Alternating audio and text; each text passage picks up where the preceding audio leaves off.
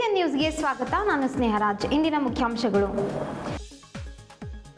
ಅಂತಾರಾಷ್ಟ್ರೀಯ kick boxing ಕ್ರೀಡೆ, ಚಿನ್ನ ಬೆಳ್ಳಿ ಪದಕ ಪಡೆದ ಜಿಲ್ಲೆಯ ಕ್ರೀಡಾಪಟುಗಳು.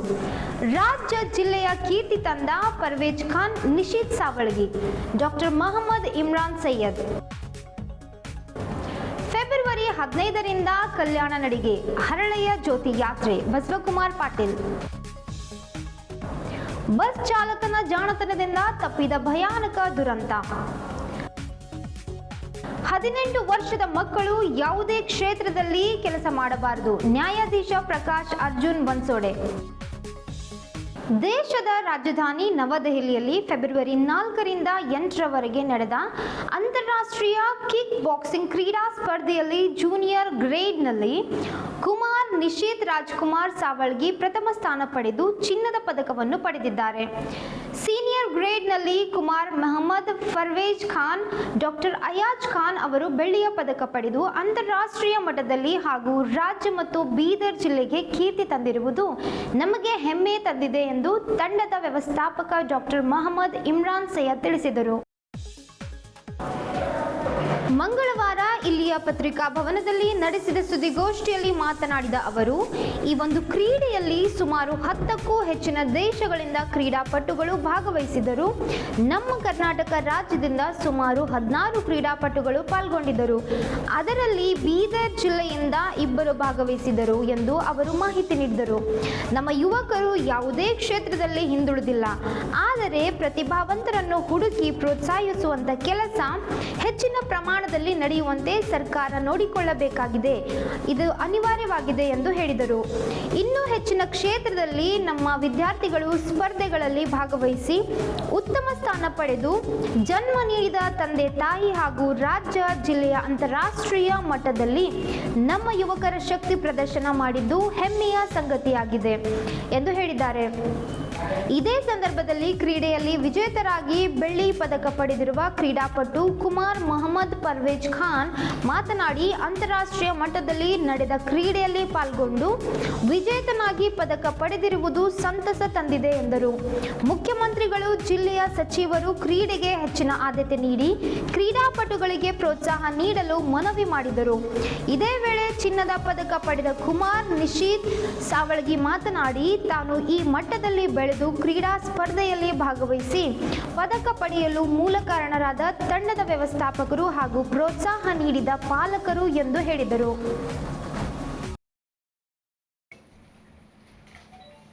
4ರಿಂದ 8 ಫೆಬ್ರವರಿಯವರೆಗೆ ನಡೆದ ಅಂತಾರಾಷ್ಟ್ರೀಯ ಕಿಕ್ ಬಾಕ್ಸಿಂಗ್ ಕ್ರೀಡೆ 2026ರಲ್ಲಿ ದಿಲ್ಲಿಯಲ್ಲಿ ನಡೆದ ಅಂತಾರಾಷ್ಟ್ರೀಯ ಕಿಕ್ ಬಾಕ್ಸಿಂಗ್ ಕ್ರೀಡೆಯು KD ಜಾಧವ್ ಒಳಾಂಗಣ ಕ್ರೀಡಾಂಗಣದಲ್ಲಿ ಈ ಕಾರ್ಯಕ್ರಮ ಜರುಗಿತು. ಇಂದಿರಾ ಗಾಂಧಿ ಭವನ, ಹೊಸದಿಲ್ಲಿಯಲ್ಲಿ ನಡೆದಿರುತ್ತದೆ. ಈ ಒಂದು ಅಂತಾರಾಷ್ಟ್ರೀಯ ಕ್ರೀಡೆಯಲ್ಲಿ ಕರ್ನಾಟಕ ರಾಜ್ಯದಿಂದ ಒಟ್ಟು 16 ಕ್ರೀಡಾಪಟುಗಳು ಭಾಗವಹಿಸಿದ್ದು, ಬೀದರ್ ಜಿಲ್ಲೆಯಿಂದ 2 ವಿದ್ಯಾರ್ಥಿಗಳು ಭಾಗವಹಿಸಿರುತ್ತಾರೆ. ಒಂದು ಕುಮಾರ್ ಮೊಹಮ್ಮದ್ ಪರ್ವೇಜ್ ಖಾನ್, ತಂದೆ ಡಾಕ್ಟರ್ ಮೊಹಮ್ಮದ್ ಅಯಾಜ್ ಖಾನ್. ಎರಡನೇದಾಗಿ ಕುಮಾರ್ ನಿಶೀತ್ ಸಾವಳಗಿ, ತಂದೆ ದಿವಂಗತ ರಾಜಶೇಖರ್ ಸಾವಳಗಿ. ಈ 2 ಕ್ರೀಡಾಪಟುಗಳು ತಮ್ಮ ಪ್ರದರ್ಶನವನ್ನು ಅಂತಾರಾಷ್ಟ್ರೀಯ ಮಟ್ಟದಲ್ಲಿ ಪ್ರದರ್ಶಿಸುತ್ತಾರೆ. ಅದೇ ರೀತಿಯಾಗಿ ಇಲ್ಲಿ ಕುಮಾರ್ ನಿಶೀತ್ ಸಾವಳಗಿ, ತಂದೆ ದಿವಂಗತ ರಾಜಶೇಖರ್ ಸಾವಳಗಿ ಅಂತಾರಾಷ್ಟ್ರೀಯ ಬಂಗಾರದ ಪದಕ ಪಡೆದು ಬೀದರ್ಗೆ ಹೆಮ್ಮೆಯ ವಿಷಯವನ್ನು ತಂದುಕೊಂಡಿದ್ದಾರೆ. ಇವರ ಕಾರ್ಯವೈಖರಿಯನ್ನು ನೋಡಿದರೆ ಇಡೀ ಭಾರತದ ಹೆಸರು ಗಳಿಸಿ, ಕರ್ನಾಟಕದ ಹೆಸರು ಗಳಿಸಿ, ನಮ್ಮ ಬೀದರ್ ಜಿಲ್ಲೆಯ ಹೆಮ್ಮೆಯನ್ನು ಹೆಚ್ಚಿಸಿದ್ದಾರೆ. ಇವರು ಕಿಕ್ ಬಾಕ್ಸಿಂಗ್, ಅಂತಾರಾಷ್ಟ್ರೀಯ ಕಿಕ್ ಬಾಕ್ಸಿಂಗ್ನಲ್ಲಿ ಬಂಗಾರದ ಪದಕ ಪಡೆದು ಬೀದರ್ಗೆ ಹೆಸರು ತಂದುಕೊಟ್ಟಿರುತ್ತಾರೆ. ಅದೇ ರೀತಿಯಾಗಿ 2ನೇ ಕ್ರೀಡಾಪಟು ಬೀದರ್ ಜಿಲ್ಲೆಯ ಕುಮಾರ್ ಮೊಹಮ್ಮದ್ ಪರ್ವೇಜ್ ಖಾನ್, ತಂದೆ ಡಾಕ್ಟರ್ ಮೊಹಮ್ಮದ್ ಅಯಾಜ್ ಖಾನ್ ಇವರ ಮಗ ಅಂತಾರಾಷ್ಟ್ರೀಯ ಕಿಕ್ ಬಾಕ್ಸಿಂಗ್ ಪ್ರದರ್ಶನದಲ್ಲಿ ಬೆಳ್ಳಿಯ ಪದಕವನ್ನು ಪಡೆದು 2ನೇ ಸ್ಥಾನವನ್ನು ತನ್ನದಾಗಿಸಿಕೊಂಡಿರುತ್ತಾರೆ.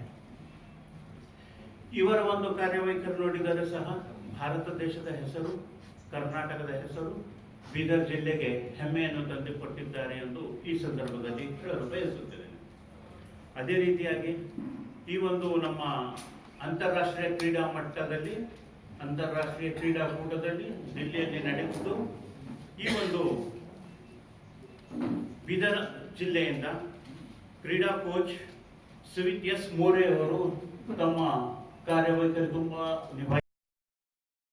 खान, मैं सीएम जी सिद्धरामैया जी का DK Shivakumar, deputy CM DK Shivakumar ji का और मिनिस्टर रहीम खान जी का, इंचार्ज मिनिस्टर ईश्वर खंडरे जी का और हमारे एमपी जी का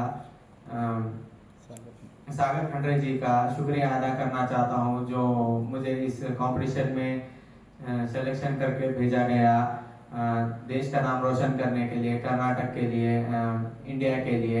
ये मेरे लिए बहुत खुशी की बात है। मैं खेला kick boxing championship silver medal जीतकर मुझे खुशी हो रही है देश का नाम रोशन करने के लिए। पूरी टीम को मैं शुक्रिया अदा करना चाहता हूँ, मेरे कोच का, मेरे टीम मैनेजर का, मेरे सपोर्टिंग के लिए, मेरे पेरेंट्स के लिए।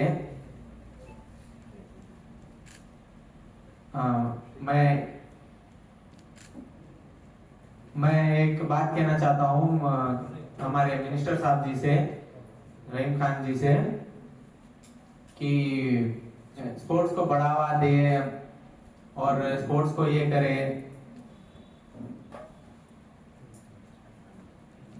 स्पोर्ट्स को बच्चों को खेलने के लिए इंटरेस्ट करने के लिए मैं रिक्वेस्ट करता हूं हमारे सीएम जी से, स्पोर्ट्स को बढ़ावा देने के लिए मेरी गुजारिश है सभी से। मिनिस्टर जितने भी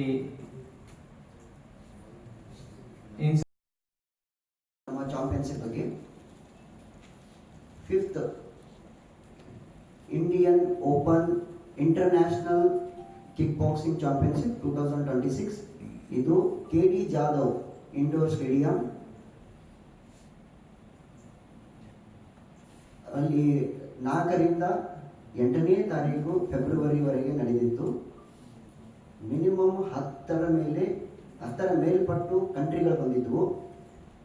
ಪ್ಯಾಲೆಸ್ತೀನ್, ಉಜ್ಬೇಕಿಸ್ತಾನ್, ಮತ್ತೆ ತುರ್ಕಿ, ಅಲ್ಜೀರಿಯಾ, ಈಜಿಪ್ಟ್, ಇರಾಕ್ ಇತ್ಯಾದಿಗಳು ಬಂದಿದ್ವು. ಇದು ಒಂದು ಬಹಳ ದೊಡ್ಡ ಎಕ್ಸ್ಪೀರಿಯನ್ಸ್ ಆಗಿತ್ತು ನಮಗೆಲ್ಲ.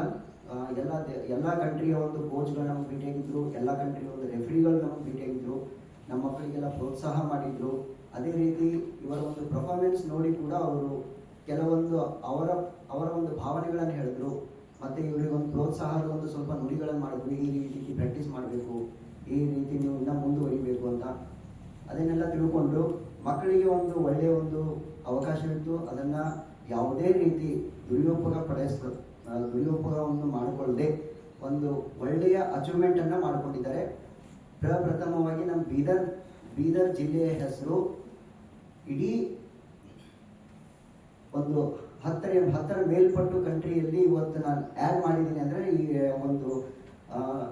ಒಂದು ಜೂನಿಯರ್ ಕ್ಯಾಟಗಿರಿಯಲ್ಲಿ ನಿಶಿತ್ ಸವಳಗಿ ಹಾಗೂ ಸೀನಿಯರ್ ಕ್ಯಾಟಗಿರಿಯಲ್ಲಿ MD ಪರ್ವೇಜ್ ಖಾನ್ ಅವರು, ಇವರಿಬ್ಬರು ಬಹುಮುಖ್ಯ ಪಾತ್ರವನ್ನು ವಹಿಸಿರ್ತಾರೆ.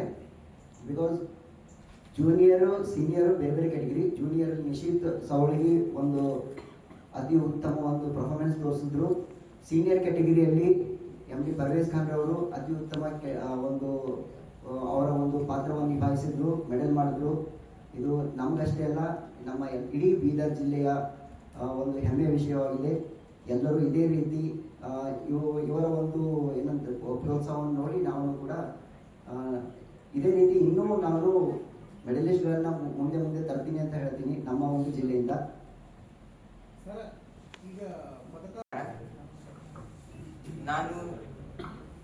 ನಾನು ನಿಶಿತ್ ಸವಳಗಿ, ತಂದೆ ಡಾಕ್ಟರ್ ರಾಜಶೇಖರ್ ಸವಳಗಿ. ಇಲ್ಲಿ ಬೀದರ್ನಲ್ಲಿ 11ನೇ ತರಗತಿಯಲ್ಲಿ ಓದುತ್ತಿದ್ದೇನೆ. ನಾನು ಭಾರತದ ಪ್ರತಿನಿಧಿಯಾಗಿ 5ನೇ ಅಂತಾರಾಷ್ಟ್ರೀಯ ಕಿಕ್ ಬಾಕ್ಸಿಂಗ್ ಕಪ್ ನವದೆಹಲಿಯಲ್ಲಿ ಭಾರತಕ್ಕೆ ಒಂದು ಬಂಗಾರವನ್ನು ತಂದುಕೊಟ್ಟು ನನಗೆ ತುಂಬಾ ಖುಷಿ ಆಗ್ತಿದೆ.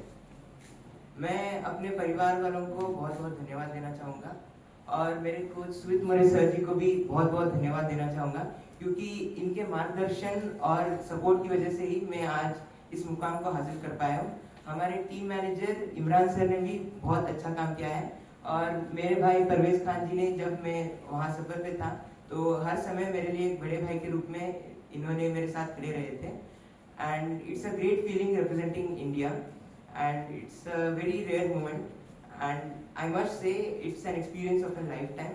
And I would like to thank everyone from all the organizers to participants from WACO India, WACO Karnataka, WACO Bidar. Thank you all for making this happen, and I hope that kickboxing as a sport becomes more bigger and more popular in future. Thank you everyone. ಕ್ಷೇತ್ರ ಬೀಚನಹಳ್ಳಿಯಿಂದ ವಿಶ್ವಗುರು ಬಸವಣ್ಣನವರ ಕರ್ಮಭೂಮಿಯಾದ Basava ಕಲ್ಯಾಣದವರೆಗೆ February 15ರಿಂದ March 1ರವರೆಗೆ ಕಲ್ಯಾಣ ನಡಿಗೆ ಮತ್ತು ಹರಳೆಯ ಜ್ಯೋತಿ ಯಾತ್ರೆ ನಡೆಯಲಿದೆ ಎಂದು ಕರ್ನಾಟಕ ಕಲ್ಯಾಣ ಪ್ರತಿಷ್ಠಾನದ ಅಧ್ಯಕ್ಷ ಬಸವಕುಮಾರ್ ಪಾಟೀಲ್ ತಿಳಿಸಿದರು. ಮಂಗಳವಾರ ಇಲ್ಲಿಯ ಪತ್ರಿಕಾ ಭವನದಲ್ಲಿ ನಡೆಸಿದ ಸುದ್ದಿಗೋಷ್ಠಿಯಲ್ಲಿ ಬಸವಕುಮಾರ್ ಪಾಟೀಲ್ ಅವರು ಮಾತನಾಡಿ, ಶರಣ ಹರಳಯ್ಯ ಅವರ ತಮ್ಮ ಚರ್ಮದಿಂದ ಮಾಡಿದ ಪಾದರಕ್ಷೆಯನ್ನು ಧರಿಸಲು ಬಸವಣ್ಣನವರಿಗೆ ನೀಡಿದರು. ಆದರೆ ಆ ಪಾದರಕ್ಷೆ ಅತ್ಯಂತ ಪವಿತ್ರವಾದದ್ದು ಎಂದು ಪಾದದಲ್ಲಿ ಧರಿಸದೆ ತನ್ನ ತಲೆಯ ಮೇಲಿಟ್ಟುಕೊಂಡು ಬೀಚನಹಳ್ಳಿಯಲ್ಲಿಟ್ಟಿದ್ದರು. ಆ ಕಾರಣಕ್ಕಾಗಿ ಜ್ಯೋತಿ ಯಾತ್ರೆಯು ಅಲ್ಲಿಂದ ಪ್ರಾರಂಭಿಸಲಾಗಿದೆ ಎಂದು ಅವರು ಮಾಹಿತಿ ನೀಡಿದರು.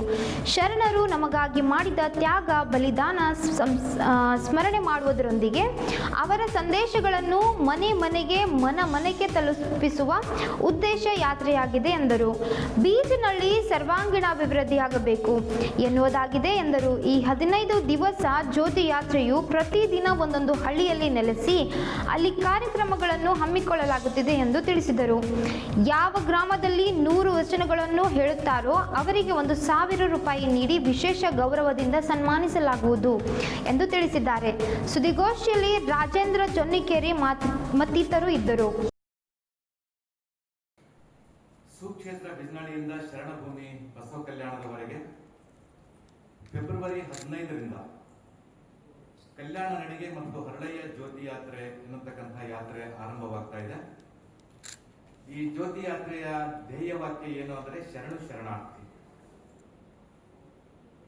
ಈ ಯಾತ್ರೆಯ ಉದ್ದೇಶ ಏನು ಅಂದ್ರೆ, ಇವತ್ತು ಸಮಾಜದಲ್ಲಿ ಶಾಂತಿ, ನೆಮ್ಮದಿ, ಸೌಹಾರ್ದತೆ, ಸಾಮರಸ್ಯವನ್ನ ಬಿತ್ತಬೇಕು. ಒಂದು ಸುಂದರವಾಗಿರ್ತಕ್ಕಂತಹ ಸಮಾಜವನ್ನ ನಿರ್ಮಾಣ ಮಾಡುವ ದಿಶೆಯಲ್ಲಿ ಆ ಬಸವಾದಿ ಶರಣರ ದಿವ್ಯ ಸಂದೇಶಗಳನ್ನ ಜನಮನದಲ್ಲಿ ಬಿತ್ತುವ ಉದ್ದೇಶದಿಂದ ಈ ಯಾತ್ರೆ, ಈ ನಡಿಗೆ ಆರಂಭವಾಗ್ತಾ ಇದೆ. ಇದು ಬಿಜ್ನಹಳ್ಳಿಯಿಂದಲೇ ಏಕೆ ಅನ್ನತಕ್ಕಂಥ ಪ್ರಶ್ನೆ ಮೊದಲನೇದಾಗಿ ಬರ್ತದೆ. ಬಿಜ್ನಹಳ್ಳಿ ನಮಗೆಲ್ಲರಿಗೂ ಬಹಳ ಪವಿತ್ರವಾಗಿರ್ತಕ್ಕಂಥ ಕ್ಷೇತ್ರ. ಬಹುಶಃ ತಮಗೆಲ್ಲರಿಗೂ ಗೊತ್ತಿದೆ ಅಂತ ನಾನು ಭಾವಿಸಿಕೊಂಡಿದ್ದೇನೆ. 12ನೇ ಶತಮಾನದಲ್ಲಿ ಶರಣ ಕಲ್ಯಾಣಮ್ಮ ಮತ್ತು ಶರಣ ಹರಳಯ್ಯನವರು ತಮ್ಮ ತೊಡೆಯ ಚರ್ಮವನ್ನ ತೆಗೆದು ಗುರು ಬಸವಣ್ಣನವರಿಗೆ ಪಾದರಕ್ಷೆಯನ್ನ ಮಾಡಿಕೊಡ್ತಾರೆ. ಆದರೆ ಬಸವಣ್ಣನವರು ಅದನ್ನ ತೊಡಲಿಲ್ಲ. ಅದನ್ನ ತಮ್ಮ ತಲೆಯ ಮೇಲೆ ಇಟ್ಟುಕೊಂಡು ಇದು ಈ ಪಾದರಕ್ಷೆಗಳು ಇಡೀ ಪೃಥ್ವಿಗೆ ಸಮಬಾರದು ಅನ್ನತಕ್ಕಂಥ ಬಹಳ ದೊಡ್ಡ ಸಂದೇಶವನ್ನ ನೀಡುತ್ತಾರೆ. ಅಂತ ಪಾದರಕ್ಷೆಗಳು ಇರತಕ್ಕಂಥದ್ದು ಇವತ್ತು ಬಿಜ್ನಹಳ್ಳಿಯಲ್ಲಿ. ಮತ್ತಿದು ಬಸವಾಭಿಮಾನಿಗಳಿಗೆ, ಕನ್ನಡಿಗರಿಗೆ ಇನ್ನೂ ಒಂದು ಬಹಳ ವಿಶೇಷ ಅಂತಂದ್ರೆ, ಬಸವಣ್ಣನವರು ಮುಟ್ಟಿರ್ತಕ್ಕಂತಹ ವಸ್ತು ಈ ಭೂಮಿ ಮೇಲೆ ಯಾವುದಾದ್ರೂ ಇದ್ರೆ ಅದು ಹರಳಯ್ಯನವರ ಪಾದರಕ್ಷೆಗಳು ಮಾತ್ರ. ಹೀಗಾಗಿ ಬಿಜ್ನಹಳ್ಳಿ ನಮಗೆಲ್ಲರಿಗೂ ಬಹಳ ಪವಿತ್ರವಾಗಿರ್ತಕ್ಕಂಥ ಕ್ಷೇತ್ರ. ಅದಕ್ಕಾಗಿ ಬಿಜ್ನಹಳ್ಳಿ ಎಲ್ಲ ರೀತಿಯಿಂದಲೂ ಅಭಿವೃದ್ಧಿ ಆಗಬೇಕು ಅನ್ನತಕ್ಕಂಥ ಆಶಯವನ್ನ ಇಟ್ಟುಕೊಂಡು ಈ ಕಲ್ಯಾಣ ನಡಿಗೆ ಮತ್ತು ಹರಳೆಯ ಜ್ಯೋತಿ ಯಾತ್ರೆ ಆರಂಭವಾಗ್ತಾ ಇದೆ. ಇದು ದಿನಾಲು ಒಂದೊಂದು ಹಳ್ಳಿಯಲ್ಲಿ, ಅಂದ್ರೆ 10-15 ಕಿಲೋಮೀಟರ್ಗಳ ಮೇಲೆ ಬರ್ತಕ್ಕಂಥ ಹುಬ್ಬಳ್ಳಿ ಮಟ್ಟದ ಹಳ್ಳಿಗಳಲ್ಲಿ ದಿನಾಲು ಕಾರ್ಯಕ್ರಮಗಳನ್ನ ಮಾಡಲಾಗ್ತದೆ. ಬೆಳಿಗ್ಗೆ 6ರಿಂದ 7ರವರೆಗೆ ಒಂದು ಸಾಮೂಹಿಕ ಇಷ್ಟಲಿಂಗ ಪೂಜೆ ಕಾರ್ಯಕ್ರಮ ನಡೀತದೆ. ಆಮೇಲೆ ಶಾಲೆ ಕಾಲೇಜುಗಳಲ್ಲಿ ಕಾರ್ಯಕ್ರಮ ನಡೀತದೆ ವಿದ್ಯಾರ್ಥಿಗಳಿಗಾಗಿ. ಯಾಕೆಂದ್ರೆ ಈ ದೇಶವನ್ನ ಕಟ್ಟತಕ್ಕಂಥವ್ರು, ಈ ಸಮಾಜವನ್ನ ಸುಭದ್ರವಾಗಿ ಬೆಳೆಸ್ತಕ್ಕಂಥವ್ರು ಯುವಶಕ್ತಿ ಇರೋದ್ರಿಂದ ಅಲ್ಲಿ ವಿದ್ಯಾರ್ಥಿಗಳಿಗಾಗಿ ಕಾರ್ಯಕ್ರಮ ಇರ್ತದೆ.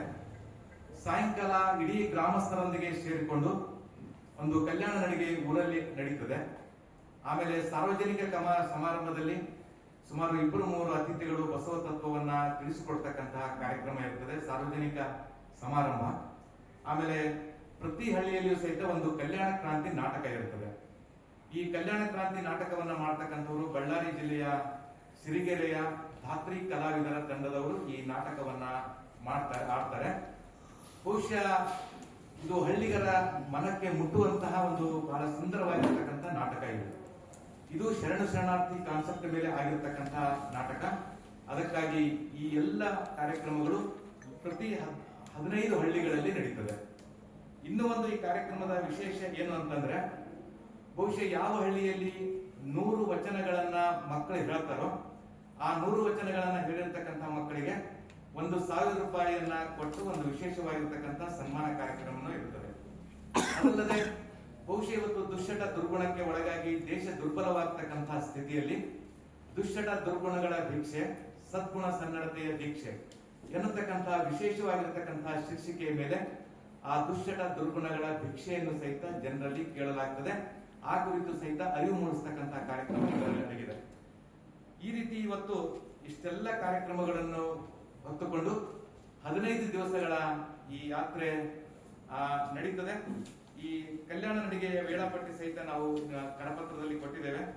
15ನೇ ತಾರೀಕು ಬಿಜ್ನಳ್ಳಿಯಲ್ಲಿ ಕಾರ್ಯಕ್ರಮ ಉದ್ಘಾಟನೆ ಆಗ್ತದೆ 11 ಗಂಟೆಗೆ. 16ನೇ ತಾರೀಕು ಟೆಂಗ್ಲಿಯಲ್ಲಿ ಕಾರ್ಯಕ್ರಮ ಇದೆ. ಸಾರಿಗೆ ಸಂಸ್ಥೆಯ ಬಸ್ ಚಾಲಕನ ಜಾಣತನ ಹಾಗೂ ಸಮಯ ಪ್ರಜ್ಞೆಯಿಂದ ಭಯಾನಕ ದುರಂತ ತಪ್ಪಿಸಿದ ಘಟನೆಯೂ ನಡೆದಿದೆ. ಸಾರಿಗೆ ಬಸ್ ಜಾಯಿಂಟ್ ರಾಡ್ ಕಟ್ ತಪ್ಪಿದ ಭಾರಿ ದುರಂತ. ಬೀದರ್ ಜಿಲ್ಲೆಯ ಔರಾದ್ ತಾಲೂಕಿನ ಧರಿ ಹುಮ್ನಾಬಾದ್ ದೇವಸ್ಥಾನದ ಬಳಿ ಘಟನೆ ನಡೆದಿದೆ. ಔರಾದ್ ಪಟ್ಟಣದಿಂದ ಮುಗಳಖೋಡ್ಗೆ ಸಾರಿಗೆ ಬಸ್ ಹೋಗುತ್ತಿತ್ತು. ಏಕಾಏಕಿ ಬಸ್ನ ಜಾಯಿಂಟ್ ರಾಡ್ ಕಟ್ ಆಗಿ ಡೀಸೆಲ್ ಟ್ಯಾಂಕ್ಗೆ ಬಡಿದು ಡೀಸೆಲ್ ಸೋರಿಕೆಯಾಗುತ್ತಿತ್ತು. ಬಸ್ ನಿಧಾನಗತಿಯಲ್ಲಿ ಸಾಗುತ್ತಿದ್ದ ಕಾರಣ ಬಸ್ ನಿಲ್ಲಿಸಿ ಚಾಲಕ ಅನಾಹುತ ತಪ್ಪಿಸಿದರು. ಸಾರಿಗೆ ಬಸ್ನಲ್ಲಿ ಪ್ರಯಾಣಿಸುತ್ತಿದ್ದ 20ಕ್ಕೂ ಅಧಿಕ ಪ್ರಯಾಣಿಕರು ಪಾರಾಗಿದ್ದಾರೆ. ಸ್ವಲ್ಪ ಯಾಮಾರಿದ್ರೂ ಭಾರಿ ಅನಾಹುತಕ್ಕೆ ಸಾರಿಗೆ ಬಸ್ ಸಾಕ್ಷಿಯಾಗುತ್ತಿತ್ತು ಎಂದು ಹೇಳಲಾಗಿದೆ.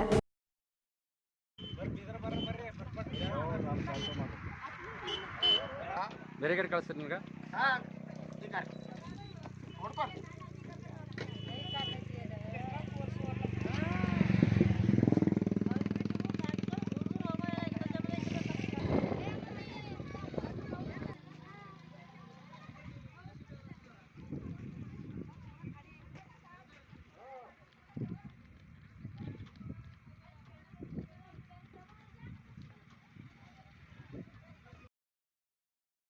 ನಗರದ ನೋಬಾದ್ನ ಶಾರದಾ ಪ್ರೌಢಶಾಲೆಯಲ್ಲಿ ಸೋಮವಾರ ಹಮ್ಮಿಕೊಂಡಿದ್ದ ಬಾಲ ಕಾರ್ಮಿಕ ಪದ್ಧತಿ ನಿರ್ಮೂಲನೆ ಹಾಗೂ ಜೀತ ಕಾರ್ಮಿಕ ಪದ್ಧತಿ ನಿರ್ಮೂಲನೆ ದಿನಾಚರಣೆ ಕಾರ್ಯಕ್ರಮವನ್ನು ಹಿರಿಯ ಸಿವಿಲ್ ನ್ಯಾಯಾಧೀಶರು ಹಾಗೂ ಜಿಲ್ಲಾ ಕಾನೂನು ಸೇವೆಗಳ ಪ್ರಾಧಿಕಾರದ ಸದಸ್ಯ ಕಾರ್ಯದರ್ಶಿ ಪ್ರಕಾಶ್ ಅರ್ಜುನ್ ಬನ್ಸೋಡೆ ಉದ್ಘಾಟಿಸಿದರು.